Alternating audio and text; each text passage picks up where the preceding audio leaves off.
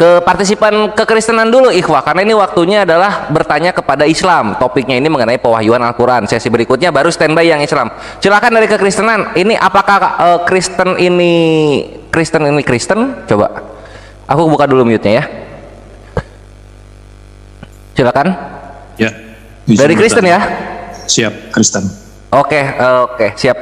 Namanya siapa? Ya, Kristen. Oh, namanya Kristen juga, ya udah nggak apa-apa. Oke, ini seperti yang moderator sampaikan, kita akan menggunakan sesi battle karena ini kita 2 topik malam ini, sehingga berat untuk narasumber untuk tetap stay tune sampai jam-jam ke depan. Jadi mohon maklum, kita sesi battle 5 menit. Untuk timer silahkan dipersiapkan. Gurunda, tafadhol dibuka mute-nya. Oke. Sebentar belum Bre. Oke, Gurunda siap ya. Silahkan dari pihak kekristenan dulu yang memulai berbicara dalam waktu battle ini. Timer jalan. Ya. Oke, Pak Zuma, ini kan polemikus Muslim itu biasanya mengatakan Alkitab itu palsu. Memang waktu di sesi yang pertama versus Pak MGM itu Pak Zuma mengatakan, oh bukan palsu, asli, Alkitabnya asli. Ditulis oleh Lukas, Paulus dan sebagainya, tetapi itu bukan firman Tuhan. Jadi Pak Zuma mengatakan demikian.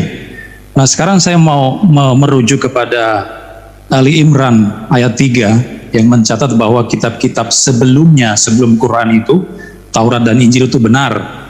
Lalu di An-Nisa 136 mengatakan ada perintah dari Allah untuk percaya kepada kitab sebelumnya yang diturunkan sebelumnya itu. Dan sebelumnya itu apa? Taurat, Injil yang diklaim oleh Ali Imran itu benar.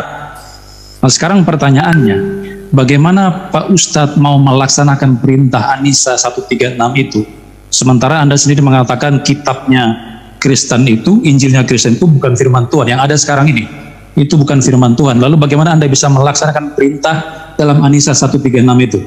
Silakan Pak. Baik, pertanyaan yang sangat baik sekali ya. Satu dalil di dalam surah apa tadi? Dalam surah Ali Imran ayat 3. Nazzala 'alaikal kitaba bil haqq. Jadi dengan kebenaran. Jadi kitab ini mengandung kebenaran. Musaddiqal lima baina yadai wa anzal Taurah wal Injil. Jadi yang diuraikan Al-Quran diterangkan di sini.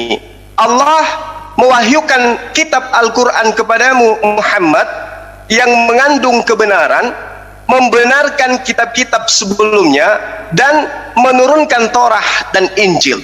Jadi ayat ini mengatakan Al-Quran ini mengandung kebenaran, Al-Quran juga membenarkan kitab-kitab sebelumnya dan juga menurunkan, dan Allah juga ini menurunkan Taurah dan Injil. Ini tidak dipungkiri oleh umat Islam.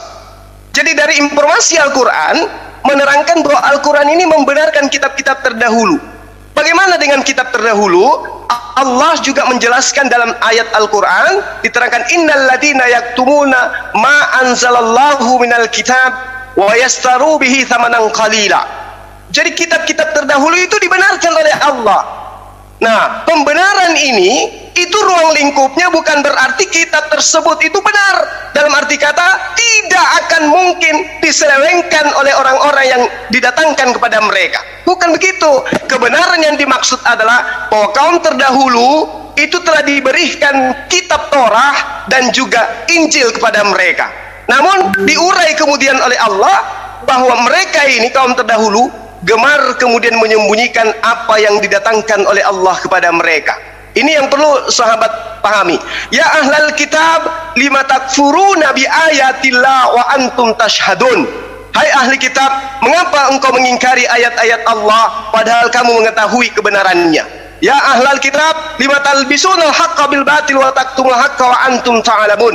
Wahai ahli kitab, mengapa kau mencampur adukkan yang hak dengan yang batil dan menyembunyikan kebenaran padahal kamu mengetahui? Identifikasi sederhananya adalah kebenaran Al-Quran ini, kita tidak lagi pernah menemukan kitabnya Nabi Musa dan tidak pernah lagi menemukan kitab yang diajarkan oleh Nabi Isa alaihissalam. Oleh karena itu kemudian apa yang Anda urai, apa yang Anda pertanyakan dalam surah Ali Imran itu benar adanya, bahwa Allah membenarkan kitab-kitab terdahulu.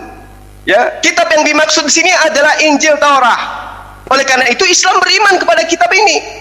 Namun kemudian di dalam Al-Quran diterangkan dalam surah Al-Baqarah ayat 79, di situ diterangkan bahwa orang-orang terdahulu ketika mereka diberi kitab, mereka menyembunyikan kebenaran itu, lalu dia mengatakan wailul lil ladzina yaktubunal kitaba bi aydihim tsumma yaquluna hadza min indillah liyastaru bi tsamanan qalila. Celakalah orang-orang yang menulis buku dengan tangan mereka sendiri, kemudian berkata ini dari Allah dengan maksud menjual dengan harga yang murah. Maka celakalah mereka karena tulisan tangan mereka, dan celakalah mereka karena apa yang mereka perbuat. Sebentar saya akan membuktikan bahwa ada buku yang ditulis bukan berdasarkan firman Tuhan, tapi karena selera yang mau menuliskan.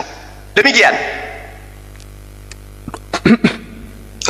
Ya. 20 detik silakan. Saya kira Anda belum menjawab pertanyaan saya tadi. Kan ini ada perintah Pak dari An-Nisa 136 untuk percaya kepada kitab yang diturunkan sebelumnya, Taurat dan Injil. Lalu Anda berkelit mengatakan itu sudah diselewengkan atau itu bukan firman Tuhan lagi. Maksudnya yang ada sekarang ini itu sudah diselewengkan. Lalu bagaimana Anda mau melaksanakan perintah dalam An-Nisa? Iya, maaf, untuk berikutnya sesi battle sudah habis. Kita next ke pertanyaan berikutnya. Maka dari itu untuk kedua narasumber dan juga penanya silakan gunakan waktu seefisien mungkin. Adinda boleh nggak supaya teman kita nggak kecil, boleh nggak 1 menit? Oh gitu. Boleh ya? 3 menit deh. 3 menit Gurunda nggak cukup ini soalnya. Oke, baik. Dari Jadi gini, kawan sebentar Gurunda. Dari kawan Kristen juga kalau misalnya udah dirasa ada yang kurang cocok dengan jawaban dan pertanyaan, langsung di ini aja karena ini sesinya battle gitu. Aku nggak bisa memberikan sesi tanya jawab kepanjangan. Mohon dimengerti ya. Silahkan Kristen dibuka lagi mute-nya. Aku kasih 3 menit tambahan untuk Kristen saja spesial.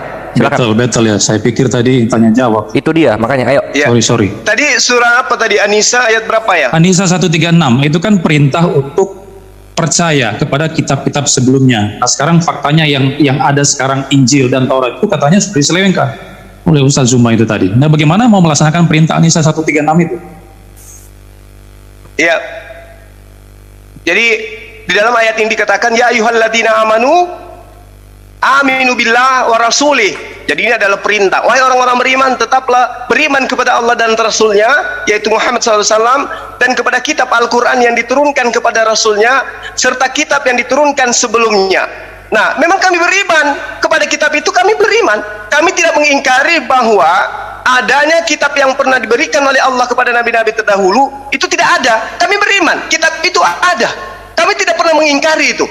Rukun iman ya itu harus beriman kepada kitab-kitab sebelumnya. Namun kemudian firman Allah juga menerangkan bahwa kitab sebelumnya ini sebelum Al-Quran itu sudah dicampur adukkan dengan kebenaran. Saya tanya kapan mulai dicampur adukan? Kapan diselewengkan? Tahun berapa itu? Di mana? Nah, siapa yang menyelewengkan? Tahun berapa? Di mana? Dan siapa yang menyelewengkan? Oke, bagus. Saya tidak bisa kemudian menjelaskan siapa yang menyelewengkan. Kenapa? Nggak bisa dong. Harus dijelaskan supaya kita ngerti. Oke, itu kemampuan saya terbatas. Lah, nggak bisa. Harus jelaskan. Yang saya bisa uraikan kepada sahabat, kitabnya Nabi Musa itu sudah tidak ada. Tapi muncul kemudian kitab yang mengaku sebagai kitabnya Nabi Musa. Nah, siapa yang menuliskan itu? Anda boleh lihat sejarah 3 sebelum Masehi, bagaimana salah satu kaisar Romawi memerintahkan kitabnya Esra diterjemahkan ke dalam bahasa Septuaginta. Setelah Septuaginta ke dalam bahasa-bahasa yang lain, tanpa menyertakan original teks dari kitab yang diterima oleh Nabi Musa. Kitab Musa itu Pentateuch, Kejadian, Keluaran, Imamat, Bilangan, Ulangan. Itu ada itu. Dari Musa disampaikan kepada siapa? Siapa yang selewengkan tahun berapa? Dari Musa disampaikan kepada siapa? Siapa yang selewengkan kitab Musa? Saya tanya Anda, dari Musa disampaikan kepada siapa? Yang selewengkan itu siapa? Pasti orang-orang ahli kitab. Siapa? Siapa itu ahli kitab? Kapan itu diselewengkan? Nah, tahun sekarang berapa? Di mana? Baik. Tahun berapa? Dengar. Tunjukkan literatur yang nama kepada saya ketika Musa meninggal. Anda hanya klaim saja. Tunjukkan literatur mana yang ketika Nabi Musa meninggal, tunjukkan kepada saya siapa yang menerima Torah dari Nabi Musa. silakan beban pembuktian ada di Anda. Beban Karena Anda pembuktiannya itu mengatakan ada ini sudah pada diselewengkan. Anda. Oh, Kalau tidak. Anda Yang tidak bisa menuduhkan sampean, yang membuktikan menuduhkan Ustaz Zaman, bahwa ada bahwa ini oknum yang sudah menerima Torah palsu, dari Musa, sudah diselewengkan. Nah, berarti sekarang kitab yang buktikan. Anda terima Tidak bukan bisa. kitab Nabi Anda Musa. harus membuktikan siapa yang menyelewengkan. Anda Di harus mana membuktikan itu, tahun ada berapa. orang yang Oh, menuduhkan menerima sampean, kitab Torah yang menuduh Anda kok dari saya Musa. membuktikan? Ini kacau dong. Nggak bisa begitu. Bukan dong. kacau, bukan Nggak bisa. kacau. Iya, terima kasih. Aduh, aku sebagai moderator ini apa ya, puas untuk memberikan waktu, nggak rugi. Ternyata seru. Yang dibawakan itu topiknya mengenai pembuktian manuskrip ini jatuhnya.